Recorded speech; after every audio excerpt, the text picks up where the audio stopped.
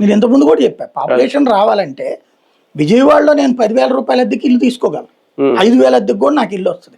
ఇక్కడ 5,000కి నువ్వు అద్దెకి ఇస్తావా ఇల్లు? మరి నువ్వు 5,000కి అద్దెకి ఇవ్వనప్పుడు పేదవాడు ఇక్కడికి ఎట్లా వస్తాడు? 10,000కి అద్దెనికి ఇవ్వనప్పుడు మిడిల్ క్లాస్ వాడు ఎట్లా వస్తాడు?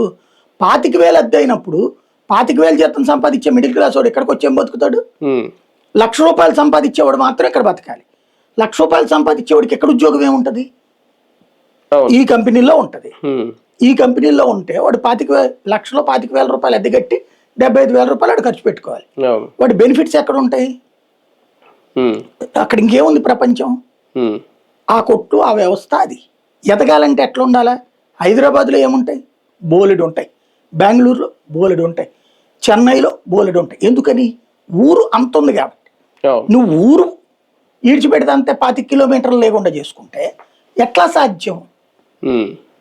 ఇది ఇవాళ కాకపోతే రేపైనా సరే, ఇవాళ మనం అవహేళన చేసి, ఇప్పుడు ఎన్టీ రామారావుని చాలా అవహేళన చేసాం. ఆయన అట్టంటోడు అన్నాం, ఇట్టంటోడు అన్నాం. తర్వాత మళ్ళీ ఎన్టీ రామారావు మనకు కావాల్సి వచ్చాడు.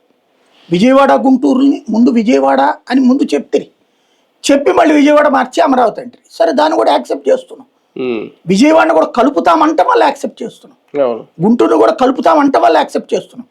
విజయవాడ గుంటూరు లేని రాజధాని నిరర్ధకం, ఇది గుర్తుపెట్టుకోవాలి.